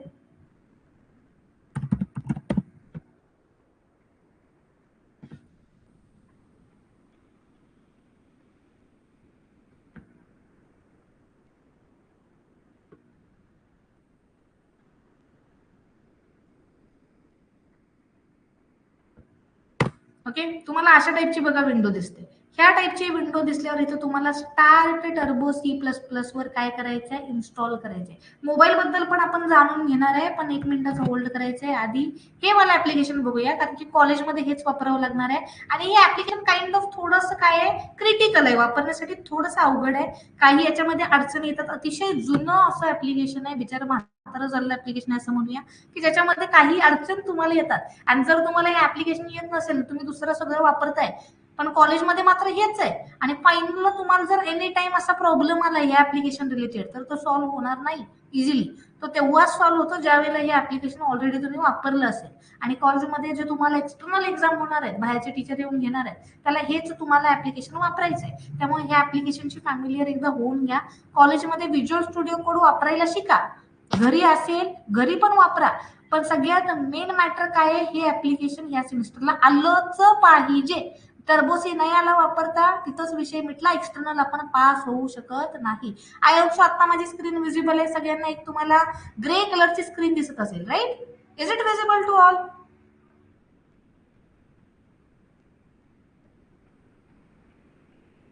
येस. चला पटकन रिप्लाय द्यायचे. Okay, very good. ठीक आहे. आता या ग्रे कलरच्या स्क्रीनवर बघा, तुमचा जो कर्सर आहे ना, तुमचा जो माऊस असतो ना, तो एका लिमिट पर्यंत बाळानं चालतो. एका लिमिट नंतर तो माऊस चालायचं बंद होणार आहे. त्यावेळेला तुम्हाला शॉर्टकट माहिती पाहिजे. तुम्हाला कीबोर्डचा वापर करूनच हे ऍप्लिकेशनला चालवावं लागतं. का तर तुमचा जो माऊस आहे तो एक 5 मिनिटानंतर 10 मिनिटानंतर बंद पडतो मोस्ट ऑफ द टाइम. नाही पडला, तुमचं नशीब खूप चांगलं आहे. जर पडला तर समजून जायचं आपलं नशीब खराब आहे, आपल्याला दुसरे अल्टरनेटिव्ह वेज आलेच पाहिजे. आता शॉर्टकट काय आहेत बघा. अल्टचं बटन असतं, अल्ट आणि कंट्रोलचं बटन सगळ्यांना माहित असेल. पीसीवर माहित नसेल, ELT म्हणून बटन असतं लिहिलेलं, जाऊन सर्च करायचं नंतर पीसीवर. ELTचं बटन दाबायचं, अल्ट दाबायचं आणि एफ दाबायचं. अल्ट एफ दाबलं की तुम्हाला एक ऑप्शन येतो ज्याच्यामध्ये तुम्हाला नवीन फाईल ओपन करता येतात, किंवा ही टर्बोसीचा जो मॅटर आहे तो बंद करता येतो. बंद करायला पण तुम्हाला बाकीच्या ऍप्लिकेशन सारखं कुठलं क्रॉसचं सिम्बॉल नसतं बरं का. इथं तुम्हाला क्विटवर जाऊनच बंद करावं लागतं. किंवा शॉर्टकट काय आहे, अल्ट एक्स दाबायचं. अल्ट एक्स दाबलं की काय होतं, विंडो तुमची बंद होते. आता त्यानंतर पुढच्या ऑप्शन मध्ये जर तुम्हाला जायचंय तर ॲरो की वापरा, किंवा अल्ट ई दाबा. तुम्हाला पुढे कंपाईलच्या ऑप्शन मध्ये जायचंय ह्या वाल्या, ठीक आहे. तुम्ही काय करणार, अल्ट सी दाबणार. जे पहिलं लेटर लिहिले ना रेड मध्ये, ते दाबायचे तुम्हाला सिम्पली अल्टचं बटन दाबून. सगळ्यांना कळलंय का काय करायचंय शॉर्टकटला? शॉर्टकट काय आहे सगळ्यांना समजलंय का? येस. कोड कुठे लिहिणार आहे हे आपण बघायचंय. जस्ट 1 मिनिटचा होल्ड करा. हे सगळे ऑप्शन आपल्याला सगळे काही नाही वापरायचे, पण हा कंपाईलर, रन आणि फाईलचं ऑप्शन आपल्याला वापरायचंय. त्यामुळे हे बेसिक ऑपरेशन तरी आपल्याला आले पाहिजे.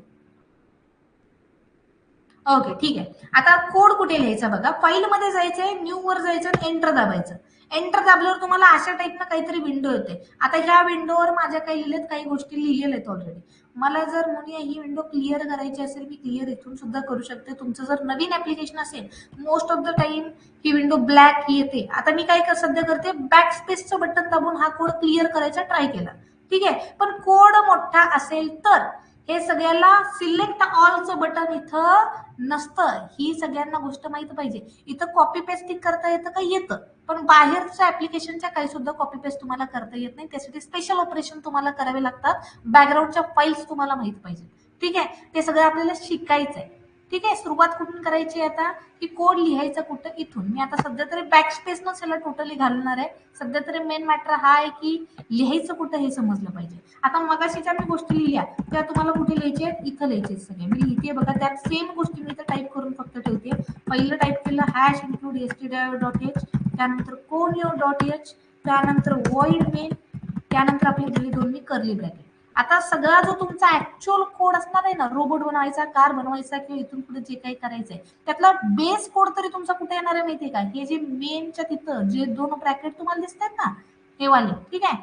हे जे ब्रॅकेट तुम्हाला दिसत आहेत ना, इथं एवढ्या भागात तुमचा येणार आहे ऍक्च्युअल कोड, जो की तुम्ही रन करणार आहे. आता ह्या सगळ्या गोष्टी डिटेलमध्ये मी उद्या सांगणार आहे, की हे हॅश काय असतं, हे इन्क्लूड काय असतं, हे मेन काय असतं, हे वॉइड काय शब्द आहे, ह्या कर्ली ब्रॅकेटला काय म्हणायचं, ह्याच्या आतमध्येच का लिहायचं, बाहेर लिहिलं तर काय फरक पडतो, बरोबर आहे. हे सगळं कसं सांगणार आहे उद्याच्या लेक्चरला इन डिटेल. उद्याचं लेक्चर करिअरसाठी अतिशय महत्वाचं आहे, इंटरव्ह्यू साठी महत्वाचं आहे. एक वही अशी घाला, ठीक आहे. वही अशी घाला की जी वही तुम्हाला नंतर 6 वर्ष टिकून राहील. ठीक आहे. कुठलीही 20 रुपयाची रफबुक वगैरे आणून त्याच्यामध्ये कंटेंट लिहू नका. वह्या अशा असू द्या, नोट्स अशा असू द्या की नंतर तुम्हाला वाचल्यावर ते नॉलेज मिळावं. मी तुम्हाला कंटेंट कुठल्या लेवलचा द्यायला लागली आहे? 6 वर्षानंतर उपयोगी पडणारा ह्या लेवलचा कंटेंट तुम्हाला भेटायला लागलाय. ठीक आहे. त्यामुळे त्या कंटेंटला आपल्याला साठवून ठेवायचंय. इंटरनेटवर गेला डायरेक्टली तुम्हाला एवढ्या डिटेलमध्ये एक्सप्लेनेशन सध्याच्या लेवलला कुठे भेटत नाहीत. ठीक आहे. दुसऱ्या कुठल्याही जणांच्या कोर्सला तुम्ही गेला, कुणाच्याही कोर्सला गेला तरी तुम्हाला एवढ्या हाय लेवलचे म्हणूया कन्सेप्ट भेटणार पण नाहीयेत. तुम्हाला एक्सप्लेनेशनही भेटणार नाही, ह्याची मी गॅरंटी देऊ शकते. ठीक आहे. एक आपल्याला नवीन नवीन गोष्टी पण प्रोग्रामिंग रिलेटेड शिकायच्या आहेत, ज्या की तुम्हाला इंटरेस्टिंग वाटतात, खास करून हॅकिंग. ठीक आहे. त्यानंतर बाकीच्या ज्या आहेत AI सारख्या गोष्टी, ह्याबद्दल सुद्धा आपल्याला थोडंसं शिकायचं आहे. पण ते फ्युचरमध्ये. जे मला क्युरिओसिटी आता तुमची चॅटबॉक्स मध्ये दिसते की मॅडम याच्यामध्ये IT मध्ये जॉब कुठे असतो, IT मध्ये कुठे कुठे मला जॉब लागू शकतो, हाय लेवल पॅकेजेस किती असतात, बरं AI काय असतं, सगळी क्युरिओसिटी थोडीशी वाचवून ठेवा. आपल्याला सगळं शिकायचं. एका लेक्चरमध्ये सगळं घेऊ शकत नाही आपण, बरोबर आहे. एका लेक्चरमध्ये सगळा कंटेंट आपण घेऊ शकतो का? नाही ना. त्यामुळे थोडंसं होल्ड करा. आता आपल्याला सी लँग्वेज शिकायची. मग सी साठी ज्या बेस गोष्टी आहेत ना त्या पहिल्यांदा आपण कव्हरअप मारूया. त्यानंतर आपण थोडंसं डिटेलमध्ये डीपमध्ये घुसूया. नाहीतर मी जर बडबडायला लागले तर सगळं कसं नॉलेज आहे, टेक्निकल नॉलेज आहे. लँग्वेज कशी येणार माझी? टेक्निकल येणार. वर्ड्स कसे येणार? टेक्निकल येणार. आणि डायरेक्टली डोक्यावरून पाणी जाणार. मग पाणी गेल्यावर तुम्ही काय म्हणा, अरे काय शिकवायला लागले ते, काय कळत नाही. बरोबर आहे. त्यामुळे थोडासा होल्ड करा. आधी बेसिक कम्प्युटरच्या जगात घुसूया आणि त्यानंतर आतमध्ये अजून डीप लेवल खड्डा करायला सुरुवात करूया. ठीक आहे. आता बघा, सगळ्यांना टर्बोसी कळला का? टर्बोसी इन्स्टॉल कुठून करायचा, तो दिसतोय कसा, कुठं फाईल उघडून कुठं लिहायचंय, एवढं कळलंय का? हे कळलं असेल तर ज्यांचा प्रश्न आहे की लॅपटॉप नाहीये, मोबाईलवर कोडिंग तुम्ही कुठं केलेलं किंवा मी कुठं करू? येस, कालच्या सारखा सेम अजून एक क्वेश्चन आपल्याला आलेला आहे. इंट मेन वापरू शकतो का वॉइड मेनच्या जागी? हो, नक्कीच वापरू शकतो. पण त्या वेळेला इंट मेन जर वापरायला गेला, इथं जर इंट दिला, ठीक आहे, तर इथं काहीशा वेगळ्या गोष्टी तुम्हाला इंटरनल साईडला लिहाव्या लागतात, ज्या की मी आता लिहत नाही किंवा दाखवत नाही. आधी बेस कोड शिकून घेऊया. कारण तुम्हाला पेपरला जो क्वेश्चन येतो त्याच्यामध्ये शक्यतो इथं वॉइडच लिहावं असं माझं मत आहे. कारण की वॉइड हा अतिशय महत्वाचा कीवर्ड आहे, जो की तुम्हाला आला पाहिजे. इंट तर सगळीकडेच वापरायचं आहे. इथून पुढे इंट आपल्याला जागे जागे वापरायचं आहे. वॉइड इम्पॉर्टंट आहे. वॉइड आत्ताही आलं पाहिजे, नंतर फ्युचरला जावाला पण आहे, तुम्हाला C++ला पण आहे. मग तुम्हाला वॉइड नाही कळलं, इंट कळलं, काय फायदा नाहीये. कारण वॉइड महत्वाचं आहे. इंटरव्ह्यूला तुम्हाला इंट नाही विचारणार, इंटरव्ह्यूअर वॉइड काय आहे विचारणार. येस, रिटर्न 0 पण लागतो. हे सगळं टेक्निकल नॉलेज आहे. थोडासा होल्ड करायचं आहे, नाहीतर मग तुम्हाला माहिती आहे रिटर्न 0, मला माहिती आहे, बाकीच्या सगळ्यांना माहित नाहीये ना. थोडंसं थांबूया. Yes, right Om, step by step आपल्याला सगळं बघायचं आहे. नाईस. ओके, थोडंसं आपण काय करूया, आता बॅकला जाऊया. फोन मध्ये कसं करायचं ते बघूया. मी स्क्रीन ऑफ करते, नवीन वाली स्क्रीन ऑन करते.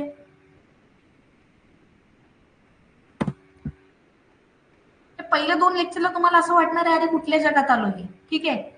पण नंतरचे जे लेक्चर आहेत ना तुम्हाला एवढे इंटरेस्टिंग वाटणार आहेत ना की तुम्ही म्हणणार आहे अरे बरं झालं मी CS ला ऍडमिशन घेतलं, केवढं सोपं आहे. डायरेक्टली मी गेली प्ले स्टोअरला. बघा, तुमच्यासाठी मोबाईलवर तुमच्या प्ले स्टोअर असतं रे. मोबाईलवर जायचं, प्ले स्टोअर उघडायचं. प्ले स्टोअरवर जाऊन एक मी ऍप्लिकेशन तुम्हाला सांगते ते सर्च करायचे. हे कम्युनिटीला पण आपण टाकणार आहे. कम्युनिटीला जर कोण जॉईन नसेल, आपली व्हॉट्सअपला कम्युनिटी आहे रॉयल टेकची, ठीक आहे, सी प्रोग्रामिंगच्या बॅच सिटीची. जर कम्युनिटीला कोण जॉईन नसेल तर ऍप्लिकेशनवर जो चॅटचा सेक्शन येतो ना खाली, चॅटवर जाऊन आम्हाला मेसेज टाका, तुम्हाला कम्युनिटीला ऍड केलं जाईल. त्याच्यावर मी एक स्क्रीनशॉट पण टाकते ह्या ऍप्लिकेशनचा, आणि जी टर्बोसीची डाउनलोडची साईट आहे ना ती सुद्धा टाकण्यात येईल. पण त्यासाठी आधी कम्युनिटीला पाहिजे. काय करा, मेसेज करा, ज्यांनी ज्यांनी नाही आहेत कम्युनिटीला, तुम्हाला ते पाठवण्यात येईल. आता सी कोडिंग फक्त मी टाकलंय, जास्त काय टाकलं का नाही. प्ले स्टोअरला गेले, सी कोडिंग असं टाकलं, पहिलंच ऍप्लिकेशन आलंय कोडिंग सी म्हणून. ओके, जे दिसतंय असं काहीतरी ब्लॅक फॉर्मॅट मध्ये, हे जाऊन इन्स्टॉल करायचंय. त्याला जास्त काय म्हणूया स्पेस लागत नाही, अतिशय कमी स्पेस मध्ये काही MBs मध्ये डाउनलोड होऊन जाते. आता हे दिसतं कसं बघा, इथं थोडंसं मी झूम करून तुम्हाला दाखवते. हे काहीसं ह्या प्रकार दिसतं बघा. ओपन केल्यावर तुम्हाला असं दिसतं स्क्रीन.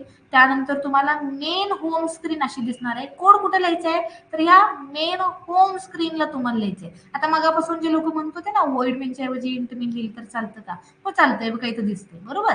हे अशा टाईपनं तुम्हाला कोड लिहायचं. इथं रनचं एकच बटन आहे, कॉम्प्लिकेटेड अजिबात नाही ऍप्लिकेशन.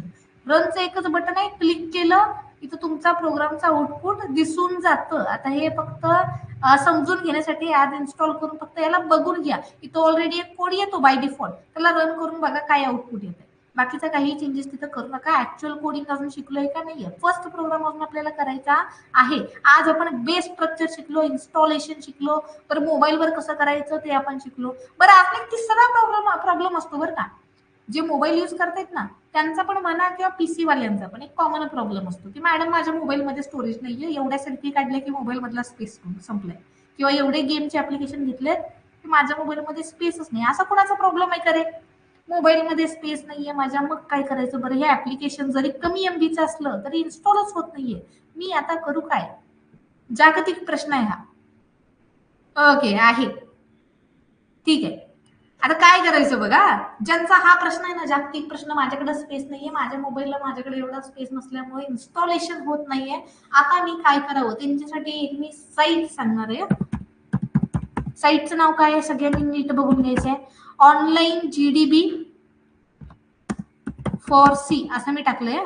सिंपल वे देते मी तुम्हाला, साईट डायरेक्टली टाकायला लक्षात ठेवायला मी देत नाहीये, शॉर्टकट मी देते. ऑनलाईन जीडीबी फॉर सी असं मी टाकलंय, एंटर केलं, ठीक आहे. त्यानंतर इथं मला पहिल्यांदाच साईट येते बघा, येते. आता ह्याच्यामध्ये मी ऑनलाईन सी कंपायलर चूज करणार आहे मुद्दा म्हणून. जर चूज नाही केलं डायरेक्टली साईटवर गेलो तरी काही प्रश्न नाही, तिथं पण जाऊन आपल्याला सी लँग्वेज चूज करता येते. ते लँग्वेजचं ऑप्शन आहे बघा, ज्या लँग्वेजचा कोड तुम्ही लिहिताय, सी मधला लिहिताय, सीपीपीचा लिहिताय, जावाचा लिहिताय, पायथॉनचा लिहिताय, ती लँग्वेज चूज करायची. आता सी मी चूज केल्यावर मी कोड कुठं लिहिणार, हे जे दिसतं ना तुम्हाला इथला पार्ट, इथं तुम्ही ऍक्च्युअल कोड तुमचा लिहिणार आहे.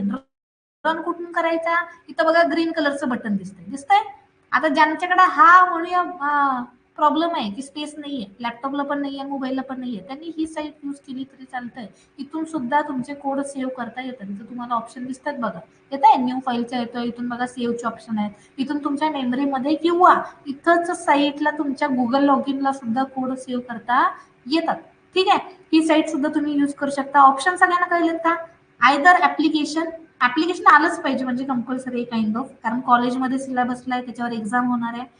त्यानंतर सेकंड मोबाईलचा ऑप्शन कुठला आहे तर कोडिंग सीचं ऍप्लिकेशन. आणि त्यानंतर दोन्हीकडे पण स्पेस नसेल तर काय वापरायचं रे, ऑनलाईन जीडीबीची साईट बेस्ट पर्याय सध्यासाठीचे आहेत. बाकीच्या भरपूर साईट आहेत बरं का, भरपूर कंपायलर आहेत, भरपूर अशा गोष्टी आहेत की त्याच्यावर कोड रन होतो, पण सगळे सुटेबल नाहीये, त्याच्यामध्ये काहीतरी प्रॉब्लेम्स असतात.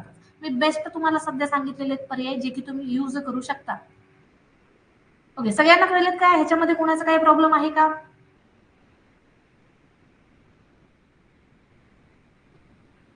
ओके, ग्रुपला नाहीयेत अशा काही जणांचे मेसेज मला इथं दिसत आहेत. एकदा इथे जरी नंबर तुम्ही मला टाकला असला तरी मला ते सध्या पेज करता येणार नाही, आपण लेक्चरमध्ये बरोबर आहे, लेक्चरमध्ये असल्यामुळे तुमचे चॅट फक्त मला दिसत आहेत आणि मी ते सध्या कॉपी करू शकणार नाही. एकच काम करायचं, ऍप्लिकेशनला जा, चॅट मध्ये तुम्हाला सिम्पली काय करायचंय, जाऊन तिथे नंबर टाकायचा आहे. चॅट तुम्हाला दिसत असेल सेक्शन बरोबर, ऍप्लिकेशन थोडंसं आता काय करा, त्याला आपण एक्सप्लोर करा, त्याच्यावर जाऊन कंटेंटच्या सेक्शन मध्ये काय काय अवेलेबल आहे बघा. कंटेंटच्या सेक्शन मध्ये मग जी मी फाईल उघडली ना ज्याच्यामध्ये व्हॉट इज प्रोग्रामिंग लिहिलेलं, तो आपला पहिल्या चॅप्टरच्या नोट्सची फाईल आहे आणि ती तुम्हाला अवेलेबल करून ठेवलेली आहे. तिथं जाऊन नोट्स किती हाय लेवलचे आहेत आपल्या त्या तुम्ही चेक करू शकता.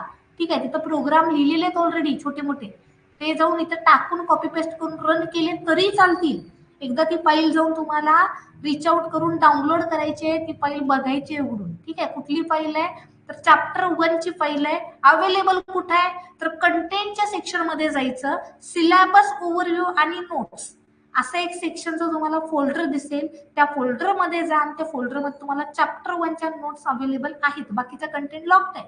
तो अवेलेबल कधी होणार, ज्यावेळेला आपण कोर्स बाय करतो त्यावेळेला. बरं, बाय करताना पण आता काही स्टुडंट्सनी ऑलरेडी कोर्स बाय केलेला आहे, बट ठीक आहे, ज्यांनी बाय केलंय त्यांचं ठीक आहे, पण शक्यतो माझं म्हणणं आहे बाय करू नका. 2 दिवस थांबा, गडबड एवढी करू नका, कारण की एक स्पेशल ऑफर आपण न्यू इयर निमित्तानं ठेवणार आहे. त्याच्यामध्ये तुम्हाला काही इंटरेस्टिंग गोष्टी दिल्या जातील, एक्स्ट्रा बेनिफिशियल. ठीक आहे, ज्याच्याबद्दल मी काल सुद्धा सांगितलेलं होतं, एक शॉर्ट मध्ये हिंट दिली होती. त्यामुळे थोडंसं थांबा. डायरेक्टली ऍप्लिकेशन वरून बाय करताना तुम्हाला कोर्स 2510 ला पडतोय, ते 10 रुपये सुद्धा एक्स्ट्रा घालवायचे नाहीये. 2500चा कोर्स आहे, राईट. सो बॅकग्राऊंडला आम्हाला कनेक्ट होऊन थोडंसं काय करा, ऍप्लिकेशन मध्ये एंट्री करा किंवा डाउनलोड करा.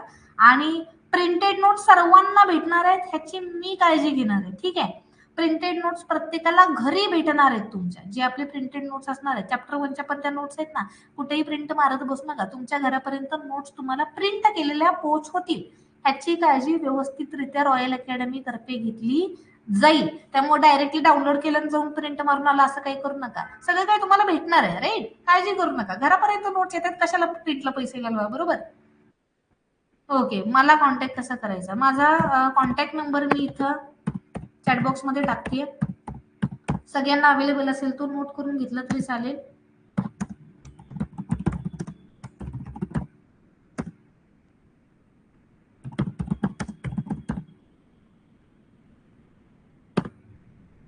ओके, चॅटबॉक्समध्ये माझा नंबर अवेलेबल आहे, माझं नाव अवेलेबल आहे.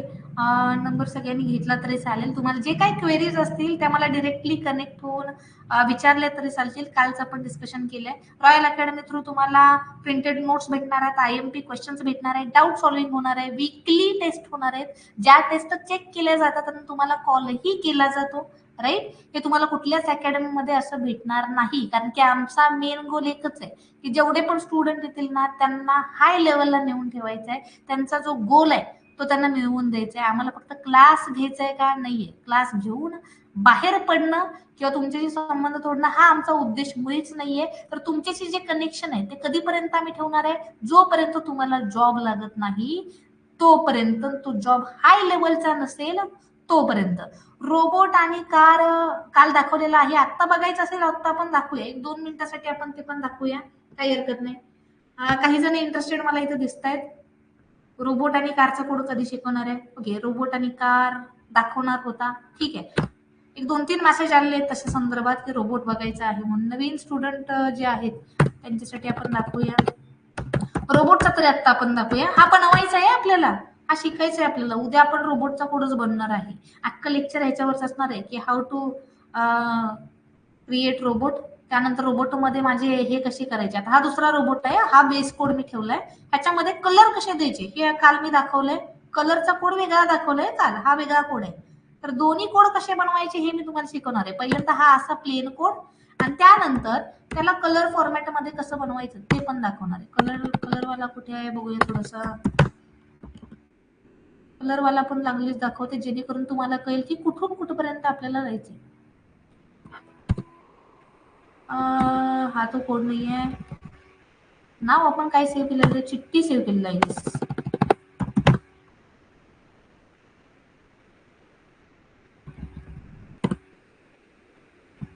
ओके, रन केले. तो बेसिक ब्लॅक अँड व्हाईट वाला कोड तुम्हाला कॉलेजमध्ये कोणीही दाखवत नाही actually visually code.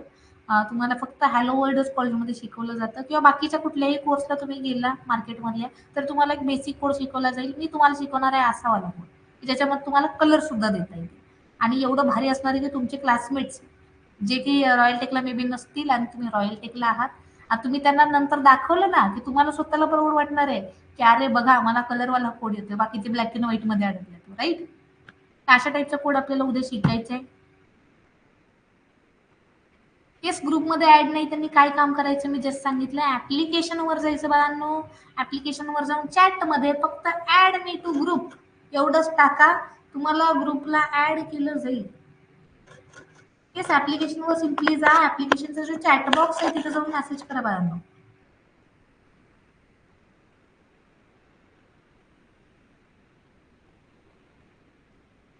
Man, give me one basic programming example by using simple sentence. What do you mean by basic programming example? What kind of example do you want?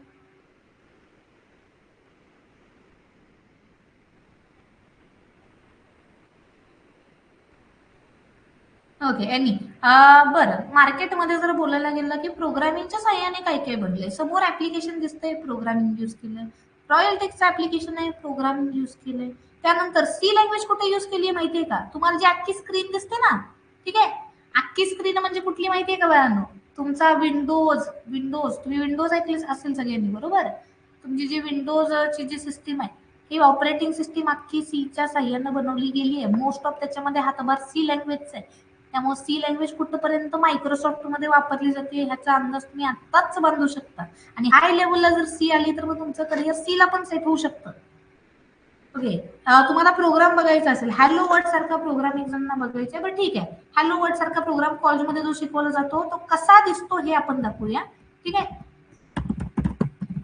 हे explain नाही करणार आहे मी आता फक्त तुम्हाला काय करते एक बेसिक रित्या रन करून दाखवते की हॅलो वर्ड कसा दिसतो प्रोग्राम जो तुमच्या कॉलेजमधला फर्स्ट कोड असतो ठीक आहे रन केलं खाली हॅलो वर्ड दिसतंय पण वर रोबोट दिसतोय आता रोबोटला पण काढते मी म्हणजे तुम्हाला फक्त कॉलेजमध्ये काय शिकवतात कॉलेजमध्ये काय शिकवतात आणि आपण काय ऍडव्हान्स लेवल देणार आहे ह्याच्यामधला फरक तुम्हाला कळेल ठीक आहे कॉलेजमध्ये तुम्हाला एवढाच पहिला प्रोग्राम म्हणून शिकवतात गोष्ट आणि दुसरा प्रोग्राम पण ह्याच्यासारखा दिसतो काहीतरी 2-3 लाईनचा ठीक आहे आपण सुरुवातच कुठून करणार आहे colour codes advance level okay I hope so ज्यांना एक्झाम्पल पाहिजे होतं त्यांना एक्झाम्पल भेटलं असेल कसं दिसतं आता याच्यामध्ये ज्या गोष्टी लिहिल्यात ना वॉइड मेन क्लिअर स्क्रीन गेट सीएच हे आपल्याला उद्यापासून तेच शिकायचं आहे सगळ्यात पहिलं उद्याच्या लेक्चरला आले आपण शिकणार आहे हे जे छोटे छोटे सिम्बॉल्स आहेत ना माझा stdio.h ची फाईल म्हणा हे हॅशचं सिम्बॉल म्हणा इन्क्लूड शब्द का तिथं दिलाय मध्ये त्यानंतर वॉइड शब्दाचा मिनिंग काय हे उद्या पहिलं ते शिकणार आहे 15 मिनिटामध्ये ठीक आहे आणि त्यानंतर आपल्याला रोबोटचा जो बेस कोड आहे तो शिकायचा आहे उद्याच लेक्चरला झालं तर उद्याच लागलीच कलर कोड पण होईल अदरवाईज थोडंसं एक्सटेंड करून परवाच्या लेक्चरला कलर कोड घेता येईल ठीक आहे डिपेंड्स ऑन युअर क्वेश्चन्स उद्या कुठपर्यंत कंटेंट होतोय कारण की क्वेश्चन तुम्ही 15 मिनिटं शेवटच्या डाऊटलाच असतात रे बरोबर थोडस होल्ड करायचंय आणि स्टार्टिंगला जॉईन टाइम मध्ये करायचंय आज 2-3 मिनिटाचा जो उशीर झाला तसा उशीर आपल्याला करायचा नाहीये इन झाल्या झाल्या लेक्चरला उद्यापासून स्टार्ट होईल पहिल्या मिनिटापासून लेक्चरला उद्यापासून स्टार्ट होईल त्यामुळं आधी आपण जॉईन झालोय ठीक आहे याची काळजी घ्यायची नोटिफिकेशन 15 मिनिटं आधीच येते आपल्याला त्यामुळे टाइम मध्ये जॉईन व्हाल याची काळजी घ्या जर कुठली आतापर्यंत अडचण आली आहे जॉईन व्हायला तर ती आत्ताच आमच्याशी शेअर करा माझा नंबर आहे तुमच्याकडे राईट चॅट बॉक्स आहे तुमच्याकडे ऍप्लिकेशन मध्ये जो तुम्हाला प्रॉब्लेम येतोय तो शेअर करा कुठली गोष्ट सापडत नाहीये त्या रिलेटेड मेसेज करा जर तुम्ही सांगितलं नाही तर प्रॉब्लेम सॉल्व्ह होणार नाही ठीक आहे त्यामुळे प्रॉब्लेम सॉल्व्ह करून घ्या उद्यापासून जो म्हणूया कोड आहे आपण तो शिकणार आहे मेन आपला जो म्हणूया ऍक्च्युअल प्रोग्रामिंगचा कंटेंट आहे तो स्टार्ट होतोय आज आपण बेसिक लेवल जी असते की ज्याच्यामध्ये इन्व्हेन्शन कसे झाले कम्प्युटर कसा आला प्रोग्रामिंग का आलं तर त्याला कुठं मिडलला वापरतात हे आपलं जो कोड टाईप करायचा आहे तर तो कशा करायचा हे आज आपण फक्त शिकलो येस रेकॉर्डिंग अवेलेबल असणार आहे बाळांनो रेकॉर्डिंग ज्यांना हवी आहे रेकॉर्डिंग नक्कीच अवेलेबल असणार आहे डेमो 1 ची पण रेकॉर्डिंग अवेलेबल आहे फोल्डर आहे बघा तसा डेमो सेशनचा एक फोल्डर आहे आपल्या कंटेंटच्या सेक्शनला तर तिथं तुम्हाला रेकॉर्डिंग भेटतील आजचं रेकॉर्डिंग लगे लगे नाही भेटणार थोडासा वेळ लागतो त्याला अपलोड व्हायला ते अपलोड करावं लागतं आम्हाला मॅन्युअली त्यामुळे त्या प्रोसेसमध्ये ते अपलोड होण्यासाठी ते रिट्राईव्ह होण्यासाठी थोडासा टाइम जातो ठीक आहे येस तुमचे इथून पुढचे सगळे सब्जेक्ट मी शिकवणार आहे त्यामुळे त्याची काळजी करू नका की मॅडम तुम्ही पायथॉन शिकवणार का सगळे सब्जेक्ट शिकवले जातात आपल्याकडे डीएसए HTML DBMS काही सब्जेक्टचा आपण क्लास घेतो काही सब्जेक्ट आपण फ्री मध्ये शिकवतो ठीक आहे प्रत्येक सेमिस्टरला आपली अशी ऑफर असते बरं का की एक सब्जेक्टचे म्हणूया की आपण जर क्लास घेतोय तर त्याबद्दल त्यासोबत म्हणूया 1-2 सब्जेक्ट आणि त्याच्या नोट्स फ्री असतात हे मुद्दामून आम्ही करतो कारण की गोल तुम्हाला सांगितलंय एकमेव गोल हाच आहे की तुमचा गोल आम्हाला अचीव करून द्यायचा ठीक आहे आजचं लेक्चर कसं वाटलं हे आम्हाला ऍप्लिकेशनवर नक्कीच कळवा अगेन आपण भेटूया आपल्या उद्याच्या लेक्चरमध्ये तोपर्यंत have a great day tomorrow and good night everyone